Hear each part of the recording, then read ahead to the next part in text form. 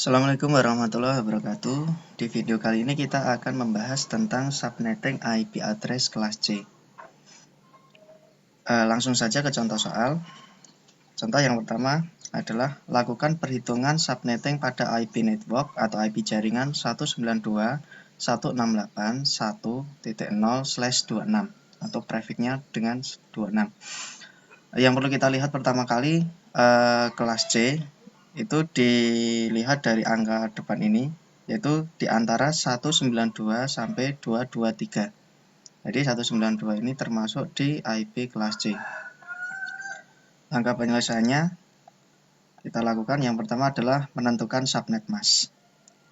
Caranya adalah 192.168.1.0 ini berarti jelas tadi kelas C dengan subnet mask. Subnet mask yaitu adalah /26 yang di belakang itu.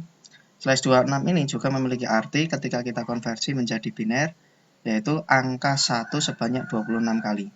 Tapi dipisah per 8/8, karena menurut aturan IP address bahwa 1 oktet itu adalah 8 angka biner. 1, 8, 1, 16, kemudian 1 lagi 24, kurang 2, kemudian ditambahkan 2 lagi, 1, 2, yaitu menjadi 26. Sisanya agar ketemu 32, karena IP address itu adalah maksimal 32 bit, maka sisanya ditambahkan dengan angka 0 sebanyak 6. Nah, dari angka IP binary ini, kita rubah, kita konversi menjadi desimal. Bagaimana cara mengkonversi dari biner menjadi desimal? Perlu kita ingat lagi bahwa konversi biner cukup sederhana. Contoh misalkan seperti ini, 1110000. Kita bisa gunakan deret ukur. Deret ukur kita bisa mulai dari angka terkecil yaitu 1, kelipatannya kemudian 2, kelipatannya lagi 4, 4 tambah 4, 8, tambah 8 tambah 8, 16, 32, 64, 128. Cukup sampai 128 karena jumlahnya ada 8. Kemudian kita susun dari belakang 0, 0, 0, 0, 0, 1, 1, 1. Oke. Ini ada kesalahan ya. Jadi 0, satunya. Setelah itu apa? Angka yang nilainya 1, berarti deret ukurnya kita jumlahkan. 128 tambah 64 tambah 32. Hasilnya menjadi 224 desimal. Jadi angka ini memiliki arti 224 desimal. Oke, kembali ke atas tadi. Jelas ini ketika dijumlahkan dari 128 sampai angka 1, nilainya adalah 255. Kemudian yang ini juga nilainya 255, yang ini juga 255, kemudian yang belakang ini berarti 128 ditambah 64, hasilnya adalah 192. Oke, subnet mask ketemu. Kemudian kita masuk ke yang kedua, yaitu jumlah subnet. Jumlah subnet atau jumlah subnetwork, subjaringan, kita bisa gunakan rumus 2 pangkat X. X adalah banyaknya angka biner yang bernilai 1 pada oktet keempat. Oktet keempat yang saya tandai dengan warna merah ini. Angka 1 berapa? Oh, ternyata ada 2. 1, 2. Berarti 2 pangkat 2. Sama dengan 4 subnet atau 4 network. Kemudian langkah yang ketiga yaitu jumlah host per subnet. Jumlahnya IP address yang bisa digunakan di setiap subnetwork. Yaitu rumusnya 2 pangkat Y min 2. Y adalah kebalikan dari X. Kalau X tadi adalah banyaknya angka 1, Y adalah banyaknya angka 0. Di mana? Di oktet keempat. Ada berapa? Di sini kita bisa hitung, jumlahnya ada 6. Maka rumusnya 2 pangkat 6 min 2. Ketemunya adalah 62 host. Host itu apa? Host itu adalah seluruh perangkat jaringan komputer yang bisa atau membutuhkan IP address. Kemudian yang keempat yaitu blok subnet. Blok subnet rumusnya 256 kurangi nilai oktet keempat subnet mask. Nilai oktet keempat subnet mask yang bernilai desimal, karena ini angka desimal. Yaitu ini, yang tandai warna merah, yaitu 192. Oktet keempat subnet mask. 256 kurangi 192 ketemu adalah 64. Jadi nanti blok subnetnya itu dimulai dari angka 0 terkecil. Kenapa 0? Karena IP network utamanya tadi oktet keempatnya ini adalah 0. Ini 0, maka ditulis 0. Kemudian ditambah dengan 64, ditambah lagi dengan 64128, ditambah lagi dengan 64192. Ada 1, 2, 3, 4. Kenapa 4? Karena mengingat bahwa jumlah subnet tadi itu jumlahnya ada 4. Oke, lebih lengkapnya nanti akan ditulis di poin yang kelima, yaitu tabel. Kita lanjutkan. Tabel host address valid dan broadcast address. Sebagai catatan, host address pertama adalah satu angka setelah subnet dan broadcast address adalah satu angka sebelum subnet. Berikutnya, perhatikan tabel berikut ini. Oke, kita buat tabelnya. Pertama kali kita buat tabel, kolomnya terdiri dari nomor, subnet, host address valid atau IP address yang bisa digunakan untuk host, komputer, laptop, dan lain sebagainya itu. Kemudian broadcast address. Ini kita buat 4 kolom, kemudian kita buat baris sebanyak berapa? Sebanyak jumlah subnet. Kita sudah menghitung tadi di atas jumlah subnet itu jumlahnya ada 4 subnet. Berarti baris ke bawah itu terdiri dari 4, 1, 2, 3, 4. Jadi angka 4 baris ini menyesuaikan dari jumlah subnet yang telah dihitung. Kalau misalkan besok ada 8 atau ada angka 16, berarti barisnya menyesuaikan. Oke, langkah yang berikutnya adalah kita mengisi bagian blok subnet atau di sini saya tuliskan subnet. Subnet yang pertama itu adalah IP network utamanya atau IP soal. Yaitu 192.168.1.0 sama. Nah, karena ini kelas C, maka yang kita atur itu yang kita ubah hanya ada di oktet keempat atau yang saya beri tanda warna merah. Blok subnet berikutnya adalah penambahan dari blok subnet ini, 64 ini. Nanti angka 0 ini ditambah dengan angka 64.